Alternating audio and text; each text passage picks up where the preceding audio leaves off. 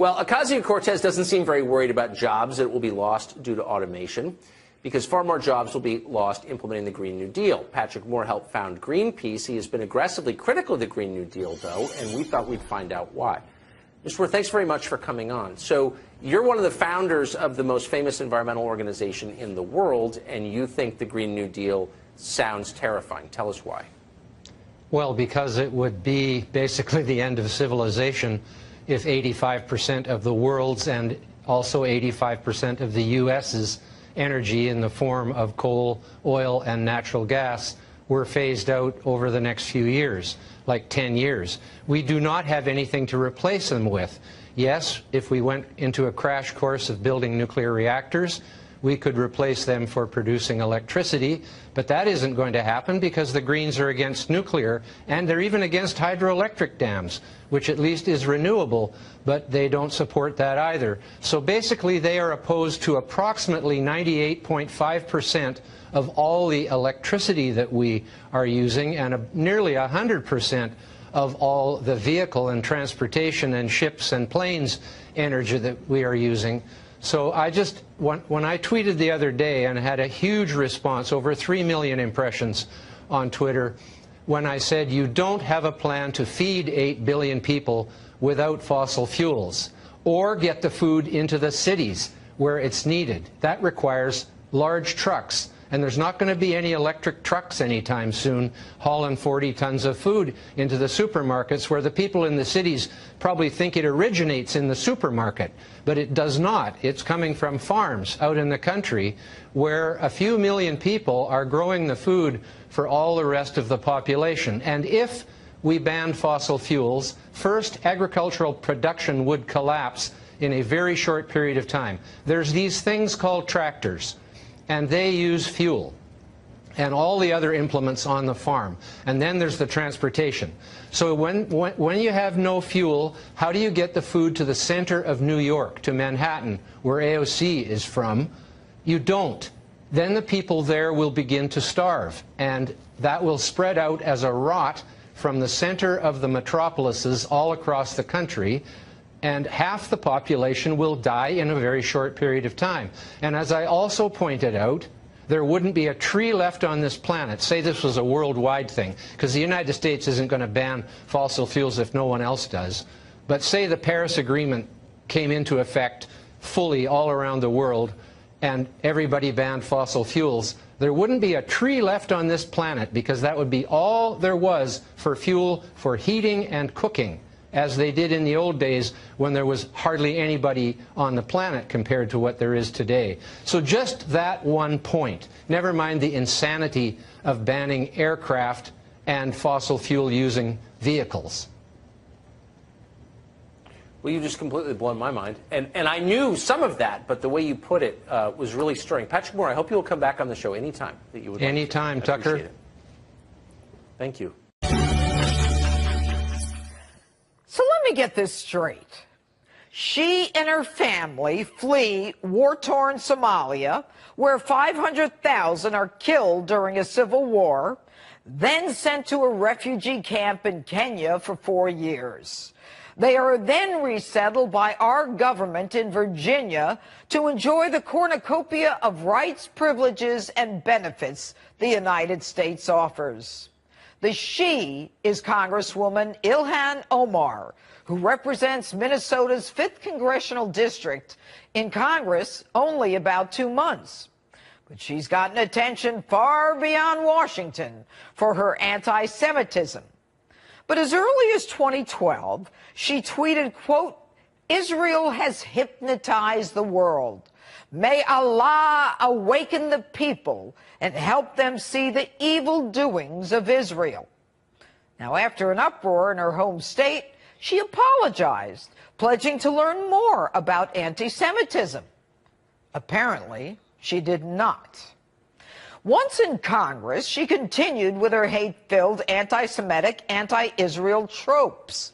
First, in defending the BDS, or Boycott, Divest, and Sanction movement, calling for the boycott of events in Israel, and even for the eradication of Israel because of their so-called oppression of Palestine. Shortly thereafter, she tweets, "It's all about the Benjamins, baby." The Benjamins, of course, a clear reference to the $100 bill. Shortly after that, she continues her hate-filled rants, accusing another Democrat congresswoman of having a dual loyalty, pledging allegiance to Israel. She is clever, though, responding with, quote, "I am told I am anti-American if I am not pro-Israel," close quote.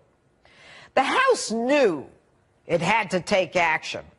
And after a week of chaos on the part of House members trying to figure out if Omar should be reprimanded, identified by name, as well as removed from the powerful Foreign Relations Committee, Speaker Pelosi comes out with a watered-down, dumb, disappointing resolution that neither condemns Omar nor mentions her name. A simple, "We shouldn't hate each other." I don't think our colleague is anti-Semitic. I think she has a different experience in the use of words, doesn't understand that some of them are fraught with meaning that she didn't realize. Nancy, she speaks perfect English. She graduated from a college in the United States. You say she doesn't understand the words? Are you saying she's stupid? That she doesn't understand?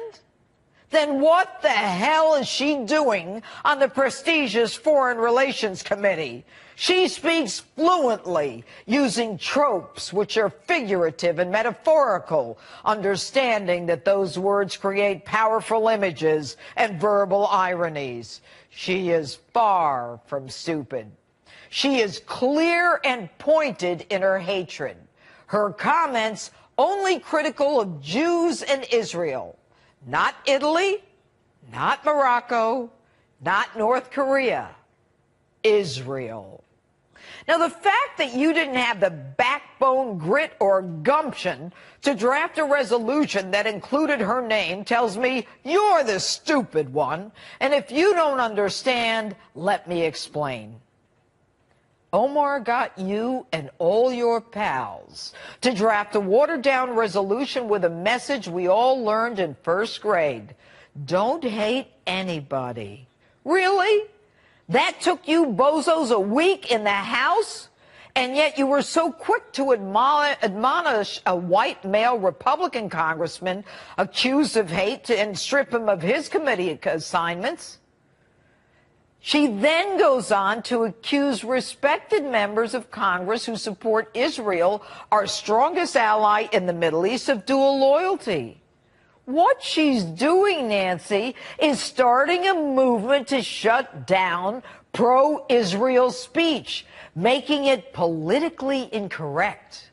So when she comes up with her pro-Palestinian agenda, the pro-Israels are reticent to speak, because she's already proven that the Dems will not punish her. And talk about chutzpah, she takes a victory lap and in an unrepentant and unchastised tweet takes credit by saying, quote, "Our nation is having a difficult conversation, but we believe this is great progress."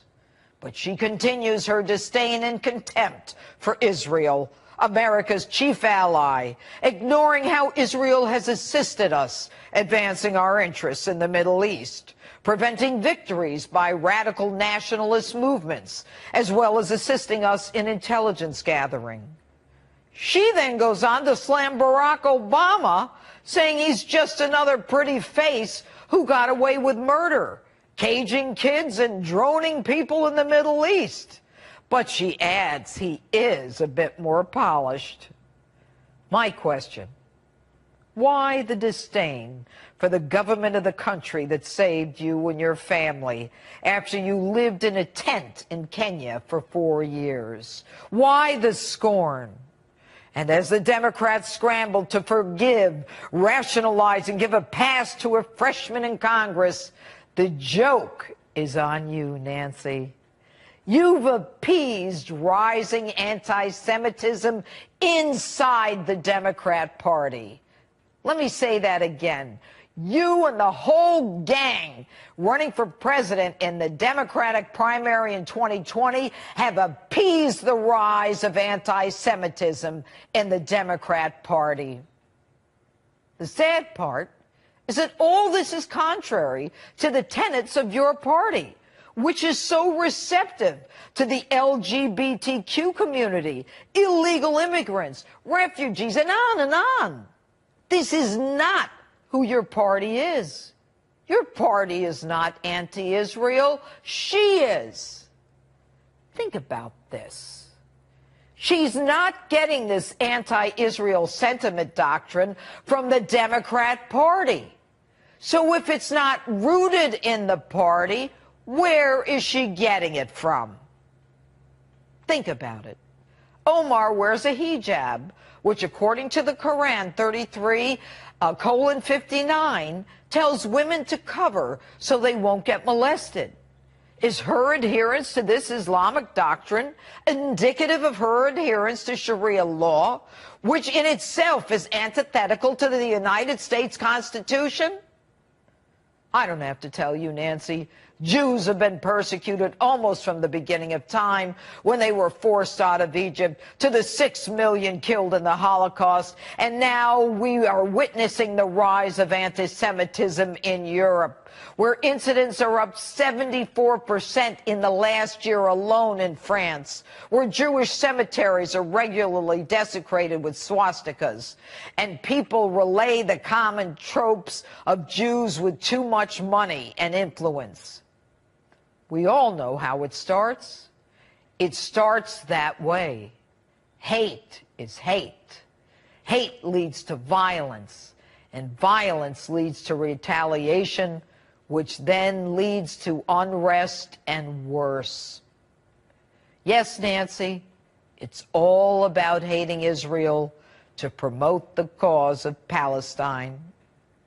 President Trump was right when he said the Democrat Party is now the anti-Israel party. And don't forget, Nancy, history has proven over and over, when you appease anti-Semitic sentiment, the worst happens. And in your case, Nancy, the danger for you is that your appeasing this behavior will lead to your removal as Speaker. And the Democrats, now controlled by socialists and anti-Semites, will lose the presidency in 2020. And that's my open. Let me know what you think on my Facebook and Twitter, #Judge Jeanine.